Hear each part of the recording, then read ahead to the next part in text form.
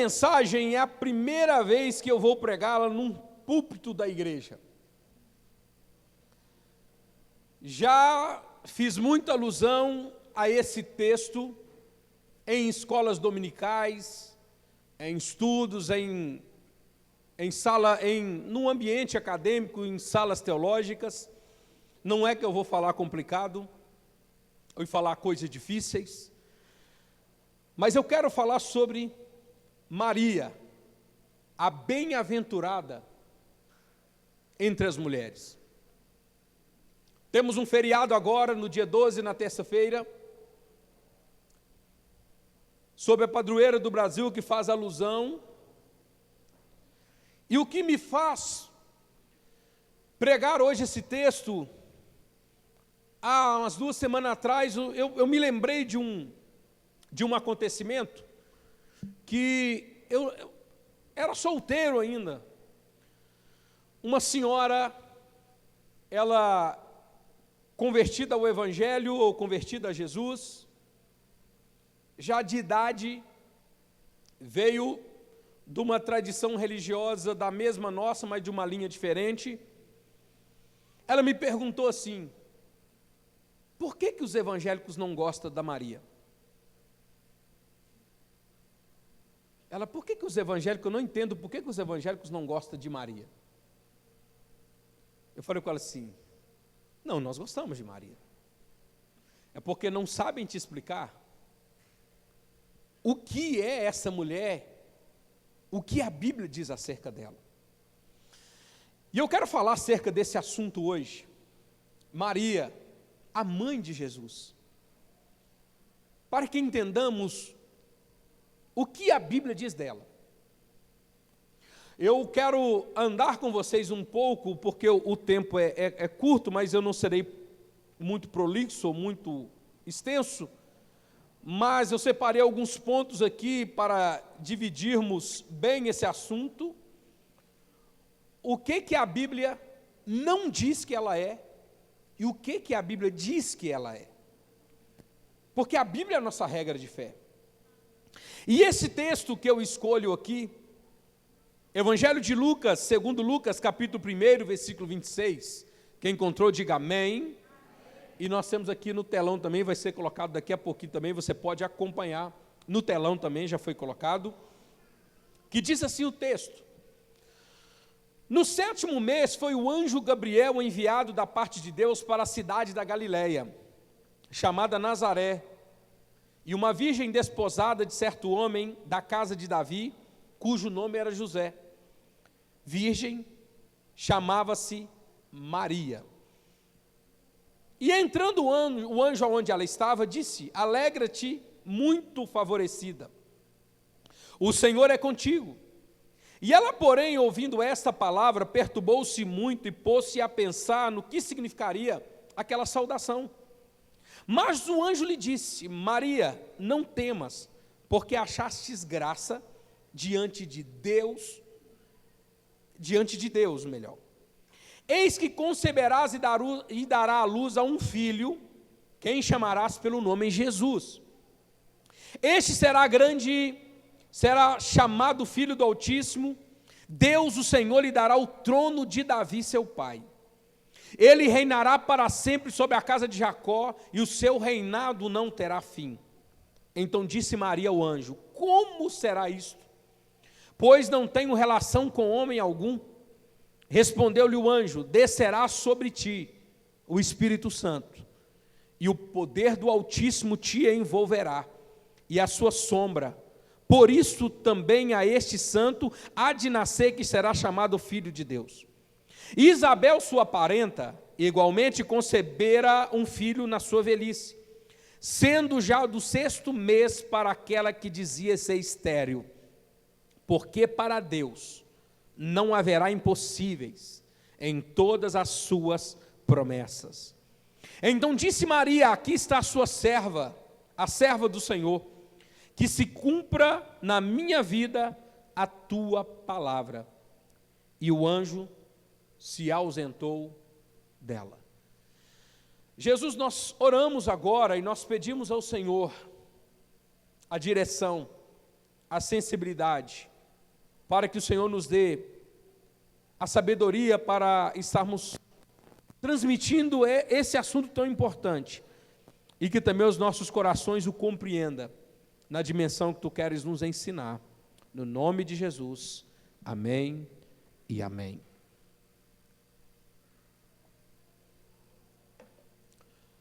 Primeira coisa que deve ser entendida é o seguinte: Maria é uma das figuras mais importantes na história bíblica, nos ensinos bíblicos. É uma pessoa de relevância, é uma pessoa exemplar, é uma pessoa de fé, é uma mulher que se entregou sem reservas para Deus. Mesmo estando noiva, ela se depara com uma situação tão complexa, mas ela se entrega aos planos de Deus. Outra coisa que deve ser vista acerca de Maria é que também a história dela traz grande polêmica, principalmente no que tange no cristianismo. Nós temos a linha do cristianismo, o catolicismo e o protestantismo. Um pouquinho de história da igreja para você se sintonizar no tempo. A igreja que vem dos apóstolos, Jesus ele morre e ressuscita, e os apóstolos continuam essa obra. Almas vêm aos pés do Senhor, uma perseguição terrível a partir de Nero e outros imperadores vem sobre a igreja. Crentes morrem, pessoas são mortas por causa da sua fé. Mas no ano 313, depois de Cristo, o chamado Edito de Milão, o imperador daquele tempo era Constantino, que até então ninguém prova sim ou se não, se ele se convertera realmente ao cristianismo. Mas o que se sabe é que ele coloca o cristianismo como religião oficial do Império Romano. O povo que era perseguido, agora se torna a religião oficial. A princípio, parece que tudo estava resolvido. Mas nesse momento, a igreja, que era a igreja católica, significa universal, era aquela igreja única, é uma igreja que se junta com o Estado, que nós chamamos de cristandade, uma igreja que agora se abre para muitas coisas que não haviam anteriormente. Muitas coisas. E dentre elas, infelizmente, a adoração a Maria, essa divinização de Maria. Eu quero dizer que, sem agredir, se tem alguém aqui que é católico ou está nos acompanhando, isso aqui não é para agredir ninguém, porque eu tenho que dar voz ao que a Bíblia diz acerca de Maria, e eu preciso de entender isso. E a Bíblia diz que nós devemos defender a nossa fé com mansidão. Mansidão, irmão, não é brigando com os outros, porque nós aprendemos uma coisa, que se há o outro lá que a gente tem uma divergência, você fala alguma coisa para nós, tudo é certo, menos o que ele está falando. Não é mais ou menos, não é por aí que eu estou querendo ir. Entenda uma coisa, nós devemos evitar dois extremos quando nós tratamos de Maria. O primeiro extremo é não colocá-la numa posição que Deus não a colocou. O primeiro extremo. Esse extremo, os evangélicos em geral não correm esse risco. Mas o segundo extremo é não dar a devida honra que Deus a deu. E aí o risco que nós evangélicos cometemos. E não dar a devida honra a uma mulher que se entregou ao plano e ao propósito de Deus. Nós devemos imitar a fé de Maria. Nós vamos aprender um pouco sobre a fé de Maria. Nós devemos imitar a fé daquela mulher. Nós, cristãos modernos, devemos imitar, mas para isso, nós devemos conhecer a fé de Maria, que a Bíblia nos refere, que a Bíblia fala dessa mulher, A fé que a Bíblia apresenta, a fé que ela teve. Mas também vamos aprender o que a Bíblia não diz acerca dela. Primeira coisa, o que a Bíblia não ensina sobre Maria. Primeiro, Maria não é mãe de Deus. Primeira coisa, nós devemos entender que a igreja teve pelo menos 2 concílios. Concílios eram reuniões entre sábios da igreja, homens que lideravam a igreja, porque a igreja era invadida por muitas heresias. E esses concílios eram para trazer norma, claro que através da Bíblia, para normatizar e trazer um padrão para a igreja, para interpretar a Bíblia e criar o padrão para aquilo não criar uma confusão. Houveram-se 2 principais no que tange a esse assunto. O primeiro foi o concílio de Éfeso em 431, o segundo concílio de Calcedônia em 451. Ambos disseram: Maria, mãe de Deus. Mas, pastor, mas é isso, o senhor falou que ela não é mãe de Deus, mas calma aí que você vai entender, porque no concílio disse, Jesus era nascido da Virgem Maria, mãe de Deus, de acordo com a sua humanidade. E não gerou Deus, porque Jesus é o verbo encarnado. Se você acompanha em João capítulo 1, se puder colocar aqui no telão, para mim é até interessante, fica aí para João capítulo 1, versículo 1 até o versículo 3. A Bíblia vai dizer assim, ó, e quando ela achar aqui, no princípio era o verbo, e o verbo estava com Deus, e o verbo era Deus. Aqui está dizendo que Jesus, antes de se encarnar em Maria, ou ser um embrião, a sua encarnação começa no ventre de Maria, ele já era o quê? Deus. E ele estava no princípio com... Vai ao versículo 3. Todas as coisas foram feitas por... E sem ele nada do que se fez foi feito. Então não tem como Maria ser mãe do Deus divino, porque a mãe nunca vem depois do filho. A mãe sempre vem antes. Maria, ela é chamada, inclusive, a uma expressão no grego que chama Theotokos, mãe de Deus, no que tange a sua humanidade. A expressão mãe de Deus está na teologia e está mais no que tange a sua humanidade. Ela não se torna divina. Ela realmente, o verbo se encarna, Jesus como encarnação, como uma criança é gerado no ventre de Maria, como a sua humanidade, porque Jesus era 100% Deus e 100% homem, o homem Jesus que é gerado no ventre de Maria, porque o Jesus Deus sempre existiu, desde a eternidade. Aqui uma expressão que eu pego de Douglas Corneli, que ele diz assim, Jesus não começou a existir no ventre de Maria, ele se tornou carne no seu ventre, Deus Filho se tornou humano por meio de uma concepção divina na pessoa de Maria. O Deus infinito, o Criador do universo, tornou-se pequeno embrião humano no ventre de Maria. Foi assim que Jesus entrou no tempo e no espaço. Ele se identificou irreversivelmente com as suas próprias criaturas e com a sua própria criação. Então, primeira coisa que temos que aprender, Maria não é mãe do Deus divino. Porque como homem, ele teve mãe, mas como Deus, ele só teve pai. Segundo, Maria não é imaculada. Por que não é?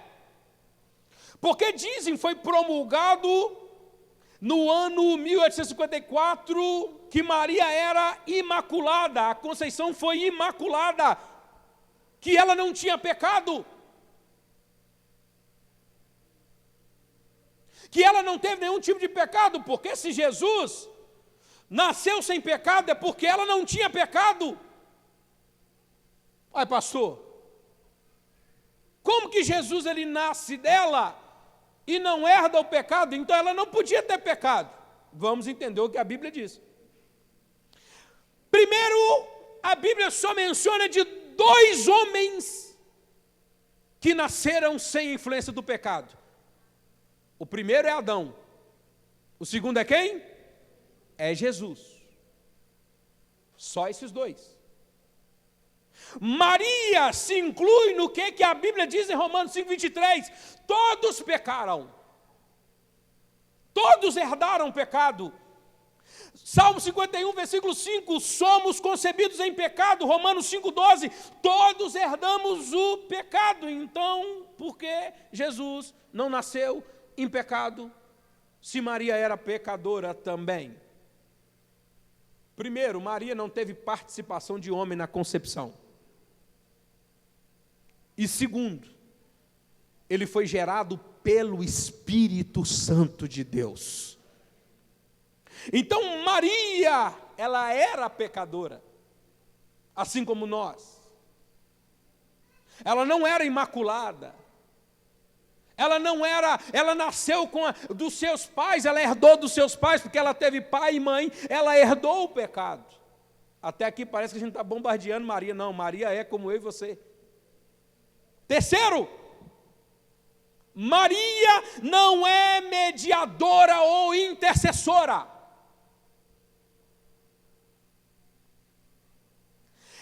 Entende-se que Cristo veio, por quê? Por que defende essa nomenclatura? Porque diz, porque entendem, se Cristo veio através dela, é somente através dela que nós poderemos ir a Cristo. É o argumento que usam. Queridos, falei com vocês aqui que depois de 313 a igreja entra algumas coisas na igreja meio complicada. Aí dentre elas, os santos padroeiros. Quando chega na Idade Média, nós estamos falando do século XVI, 1517, com Martinho Lutero, Zwinglio, Calvino e muitas outras pessoas. Ali, por que Lutero ele se desfaz com todo um sistema?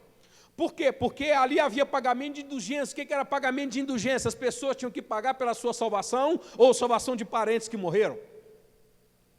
E a oração ao santo padroeiro era por quê? Porque dizia o seguinte, olha, Deus não quer ver a sua cara. Deus não quer saber de você. Deus é um Deus que se ira. Deus é um Deus que tem raiva do homem. Se você quer chegar para Deus, você tem que ter alguém que te intermedia. Então cria-se essa imagem dos santos padroeiros para trazer a ideia de que o homem não pode se chegar a Deus sem um intermediário. E para isso cria o santo para um tanto de coisa, para casamento, para dor de dente, para um bocado de coisa. Mas a Bíblia diz em 1 Timóteo, capítulo 2 e versículo 5, que há só um mediador. Dá para colocar aqui? 1 Timóteo 2, 5 e 6. Porque há um só Deus e um só. Há quantos mediadores? Há quantos mediadores? Quem é esse mediador? Acabou. Há um só mediador entre Deus e os homens. Quem é ele? O homem. Muda para o versículo 6. A qual deu a si mesmo por preço de redenção por todos nós, para servir de testemunha ao seu tempo.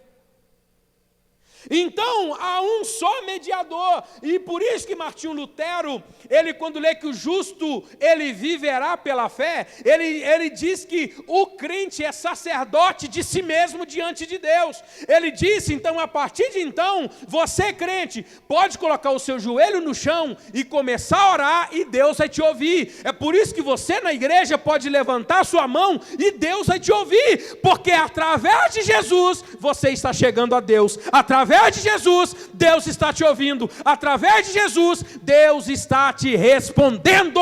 Glória a Deus. O tempo não permite falar muito, mas outra coisa que a Bíblia não diz que Maria não é corredentora.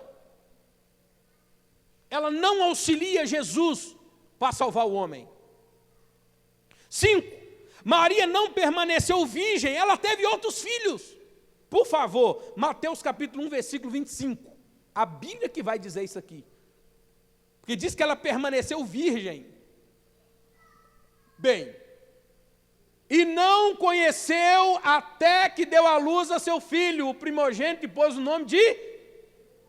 E não a conheceu. Vê o versículo 24, o anterior. José, despertando do sono, fez com que o anjo do Senhor lhe ordenara. Quem? José, que era noivo de quem? Que ia casar com Maria, beleza? E a recebeu como sua, ele casou com ela ali. Versículo 25. Um dia nós vamos pregar sobre José aqui. E não a conheceu. O que é conhecer? Ter relação com ela, até que ela deu. Depois que Maria deu à luz a Jesus, o que José fez? Deu glória a Deus e aleluia. A Bíblia que está dizendo ou não é que está dizendo? Ei, Adão! A Bíblia que está dizendo, então ela teve, ou inclusive ela teve outros filhos. Meu irmão, é a Bíblia que está dizendo isso, amém? Tem crente aqui ainda? Maria não foi elevada aos céus.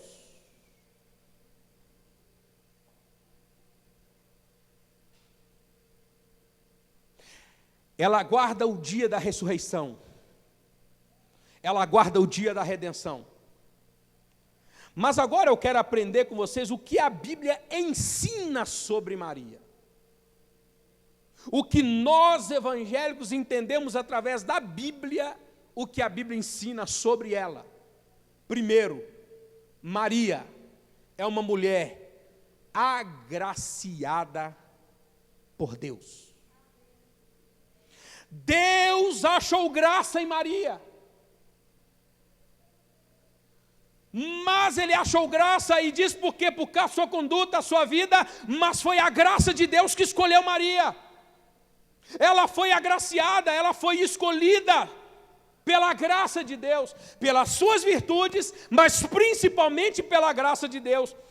Aqui há uma frase que diz: as pessoas não são chamadas porque são especiais, elas se tornam especiais porque foram chamadas. Maria, então, a primeira, ela é agraciada por Deus. Deus honrou aquela mulher. Deus escolheu aquela mulher. Segundo, Maria era uma mulher disponível para Deus. Aqui está a sua serva, disse Maria ao anjo. Maria se coloca à disposição de Deus. Quando Deus fala, manda o anjo Gabriel a falar com ela, aqui está a sua serva, faz na minha vida segundo a sua vontade. Se coloca disponível à vontade de Deus. É uma mulher que tem que ser imitada nisso. É uma mulher que tem que se disponibilizar, é exemplo para homem, é exemplo para as mulheres. Aqui está o seu servo, aqui está a sua serva, faça na minha vida segundo a tua vontade. É o que a Bíblia diz acerca de Maria. Uma mulher disponível. Terceiro, uma mulher disposta a pagar um alto preço para correr o risco de fazer a vontade de Deus. Você sabe o que Maria estava sujeita a correr, o risco que ela corria? Você sabe o que era uma mulher grávida, parecer grávida, noiva naqueles dias? Primeiro, ela correu o risco de quando falasse com José acerca daquilo, José ia abandonar. Inclusive a Bíblia menciona que José queria abandoná-la em secreto para não a expô-la, mas Deus foi lá e falou com José. O que está sendo gerado nela é de Deus. Nos versículos anteriores que lemos aqui, esse último agora, ela correu o risco do noivo abandoná-la. Ela correu o risco de ser apedrejada até a morte. Mas sabe o que Maria disse? Vale a pena correr o risco para viver a vontade de Deus na minha vida. Tem duas pessoas que você vai ver na Bíblia. Nós falamos sobre uma essa semana na quarta-feira. As únicas duas pessoas que serviram o absoluto com o absoluto, serviram Deus acima do que a lógica diz. Primeiro foi Abraão, falamos quarta-feira, quando Deus falou: Abraão, traga o seu filho e mata ele em sacrifício para mim. Olha onde Abraão foi. Maria fez a mesma coisa. Ela correu o risco daquilo que parecia que não tinha saída, que ela ia ser julgada, que ela ia sair da regra, mas ela disse: faça na minha vida segundo a sua vontade. Sabe o que Maria fez? Ela estava disposta a pagar um alto preço para que a vontade de Deus fosse feita na vida daquela mulher. O terceiro que nós aprendemos é uma mulher que se abriu à vontade de Deus.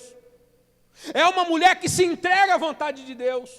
Então, quando nós evangélicos formos conversar com alguém acerca disso, não precisa de brigar, pega a Bíblia, abre a Bíblia, mostra na Bíblia o que Deus fala acerca dela, que é uma mulher de Deus, uma mulher que foi cheia do Espírito Santo, e o interessante de tudo, que Maria teve o privilégio de carregar nos seus braços o Filho de Deus.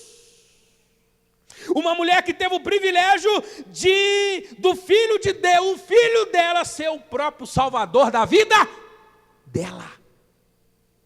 É bênção ou não é? É bênção ou não é? É bênção ou não é? Ela teve o privilégio de carregar, mas só que entenda uma coisa: carregar Jesus no ventre não fez dela uma divindade.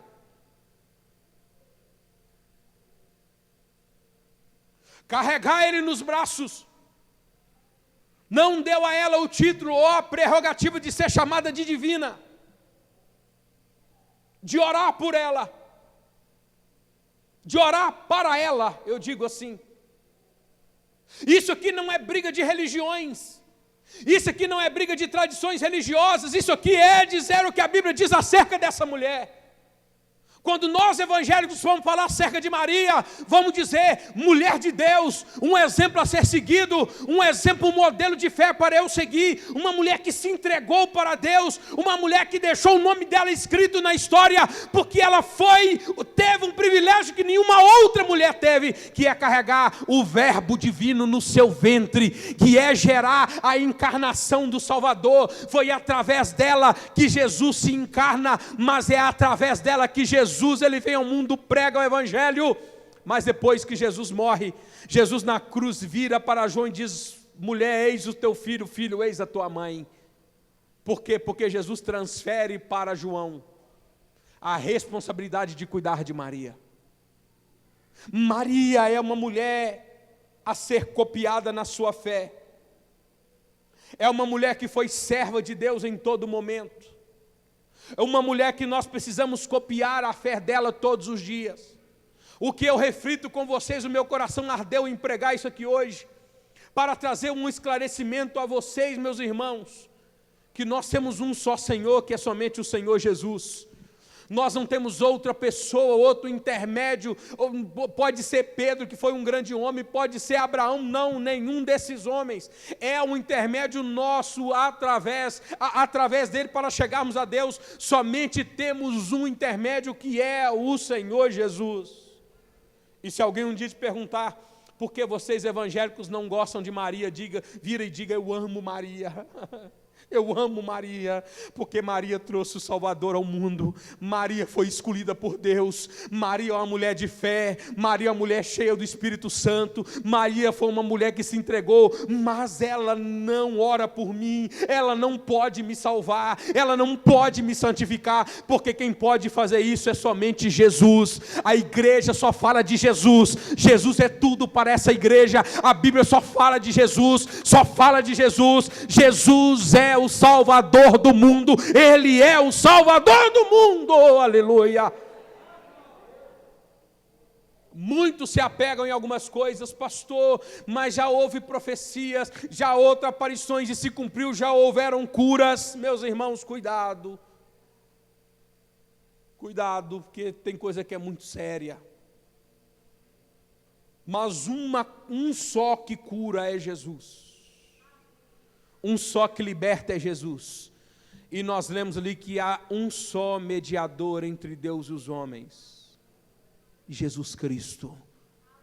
Quem diz isso é a mesma Bíblia que você carrega, é a mesma Bíblia que a outra igreja carrega. Tem 7 livros a mais, mas está escrito a mesma coisa. Pega e abre para eles. Pegue. Por isso que os evangélicos, hoje está mudando um pouco, os evangélicos hoje não estão querendo ler muito Bíblia não, né, irmão? Os evangélicos hoje estão numa preguiça de ler Bíblia, estão numa regressão. Pede ele para abrir no livro lá de Salmos, já arruma uma bagunça para achar Salmos atualmente. Vamos ler a Bíblia, povo de Deus. Você quer ver Deus falar com você? Quero, pastor. Aonde que está revelando? Na Bíblia. Qual que é o endereço que revela a identidade do CPF? Você quer isso? Pega a Bíblia. Abra a Bíblia. Que a Bíblia é a boca de Deus falando com o povo. Eu creio que a Bíblia é a palavra de Deus. Se você não conseguir ouvir Deus na Bíblia, você não vai conseguir entender Ele em lugar nenhum. O primeiro lugar que o crente começa a entender a voz de Deus é através da Bíblia. Se você não consegue entender Deus falando com você através da Bíblia, por onde que você vai conseguir entender Deus falar com você? Em lugar nenhum. É por isso que está aparecendo um tanto de profeta aí e está fazendo uma bagunça. Fique em pé no teu lugar neste momento.